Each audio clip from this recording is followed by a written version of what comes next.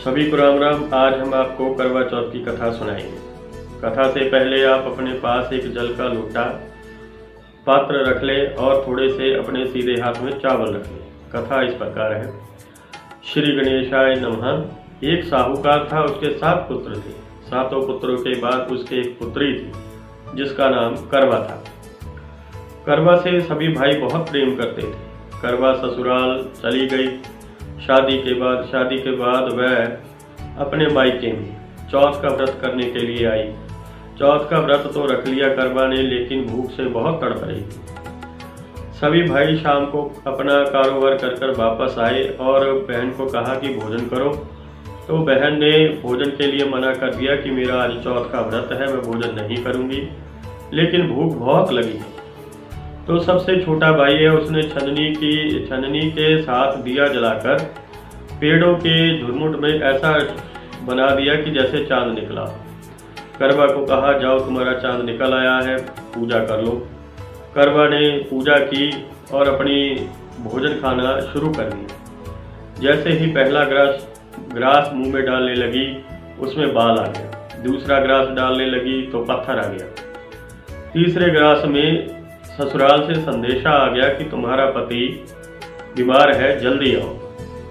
वह ससुराल को जाने लगी तो उसकी माँ ने संदूक में से एक साड़ी निकाली।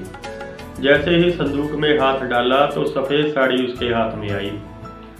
तो उसने अपनी बेटी को सफ़ेद साड़ी दे दी और साथ में एक सोने का टका दे दिया और कहा कि सबके चरण छूती जाना, जो तुम्हें सुहाग का आशीर्वाद दे उसे तुम सोने का टका दे देना। ऐसा कहने पर वो सबके चरण छूती गई।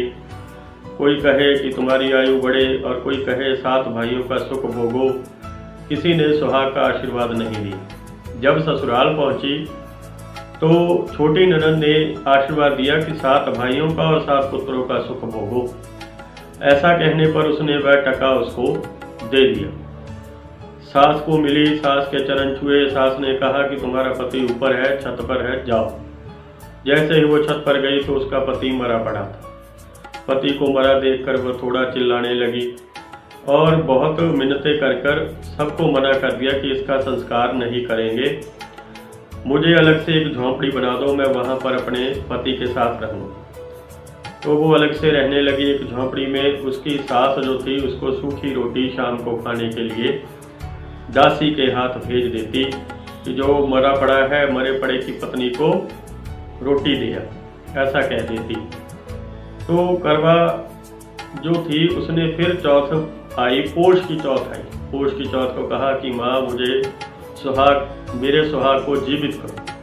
पोष की चौथ ने कहा नहीं, मैं छोटी हूँ, अगली जो चौथ आएगी वैसाख की, वह बड़ी है। वैसाख की चौथ को कहा, उसने कहा अगली चौथ आएगी वह बड़ी है।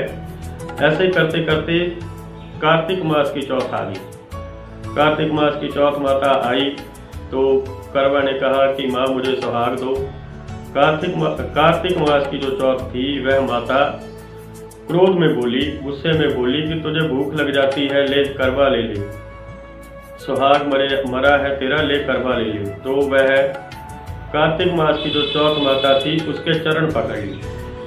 करवा ने उसके चरण पकड़ लिए और कहने लगी कि माँ मुझसे गलती हो गई, आप मुझ पर रुष्ट हो, आप मुझ पर क्रोधित हो, आप प्रसन्न होइए, मुझे क्षमा कीजिए, मेरे पति को जीवित कीजिए। ऐसा कहने पर चौथ माता प्रसन्न हो गई और उसने अपने नाखून की मेहंदी से और अपने रोले से उसके पति पर डाल दिया, छिड़क दिया, जिससे उसका पति श्री गणेश करता हुआ जीवित हो गया। और करवा ने माँ के चरण छोड़ दिए, अपनी गलती मानी। तो तब से सभी लोग करक चतुर्थी, जिसको हम करवा चौथ कहते हैं, कार्तिक मास की कृष्ण पक्ष की जो चौथ होगी उसको करक चतुर्थी कहते हैं। उसका पति जीवित हो गया। करवा की सास ने फिर शाम को दासी को भेजा कि जाओ करवा को भोजन दे आओ। करवा को दासी भोजन देने आई तो देखा कि दोनों बातें कर रहे हैं। करवा की सास को जाकर बोला कि वहाँ तो 2 करवा किसी के साथ बातें कर रही हैं, तुम देखो।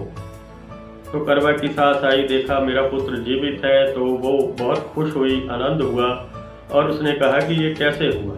तो करवा ने कहा कि कार्तिक माता चौथ माता आई थी, उसने वरदान से आशीर्वाद से मेरे पति को जीवित कर दिया। तो उसकी सास कहने लगी कि ये कोई नहीं मानेगा, ये कैसे होगा। बोली कि अगर हम करवा सीधा रखेंगे तो मेरा पति जीवित रहेगा, अगर करवा उल्टा रखेंगे तो मेरा पति फिर मर जाएगा। तो सारे नगर में ढिंढोरा पिटा दिया कि कल सभी लोग आओ, आपको करवा चौथ की चौथ माता का बारे में बताएंगे। जब सब लोग आ गए तो दिखाया कि करवा उल्टा किया तो उसका पति मर गया, करवा सीधा किया तो उसका पति जीवित। मास की चौथ तिथि को, कृष्ण पक्ष की चौथ तिथि को करवा चौथ के नाम से जाना जाने लगा और सभी ने माँ चंद्रमा को अर्घ दिया और सबने यह प्रार्थना की कि जैसे करवा के पति को दीर्घायु प्रदान की है हे चौथ माता, ऐसे ही हम सबके पतियों को भी दीर्घायु प्रदान करो, सबका मंगल हो, सब पर कृपा करें। बोलिए चौथ माता की जय। हमारी अगली वीडियो में आपको दीपावली पर माँ लक्ष्मी की कृपा किस तरह प्राप्त हो पूरा साल, यह उपाय बताए जाएंगे। धन्यवाद। राम राम।